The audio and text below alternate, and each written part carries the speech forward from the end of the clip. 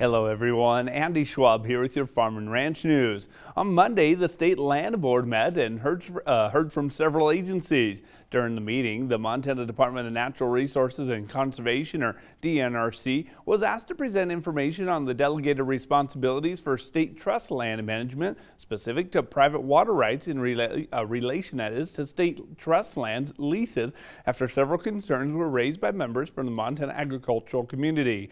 Carl DeVries, member of the board of directors of the Rock Creek Water Users Association, said he worries that water rights could be seized up and noted that State Land Board has the authority to end those overreaching DNRC actions. DNRC asserts that private water rights used during the state trust land leases for livestock grazing and growing crops become state property when the agricultural lease is over. This issue did begin back in 1996 when the Land Board authorized DNRC to manage these decisions. And a Montana Isoween swine facility in north central Montana recently underwent a foreign animal disease investigation for vesicular lesions that was determined to be a Seneca virus infection, that is, or SVV. The cause of that is, or that of course I should say, is a non-enveloped single-stranded RNA virus that is low consequence disease but has similar clinical presentations of foot and mouth disease. Luckily, after extensive testing for common pathogens were negative, the animal care team was able to attack the virus with some on-farm disease management practices. Montana Department of Livestock says because of the similarities of foreign animal diseases, swine with those vesicular lesions must be reported to the department immediately. Well, we need to take a break, but we'll come back in a quick bit to look over your ag markets. I represent a lot of what ranchers' wives are, where they marry into the family.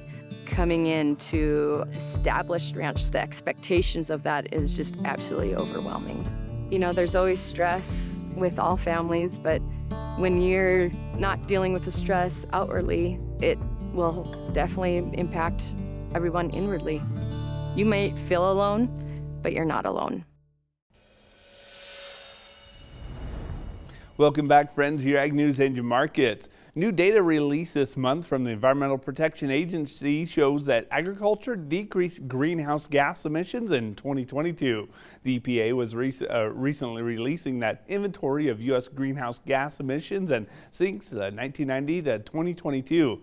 American Farm Bureau Federation economist Danny Munch explains the results. Overall greenhouse gas emissions from all sources increased by 1.3% between 2021 and 2022, though agricultural emissions dropped 1.8%, and that's the largest decrease of any economic sector. Now, 2022 marks the lowest U.S. agricultural greenhouse gas emissions since 2012, and those details to the story are available on our website, northernag.net.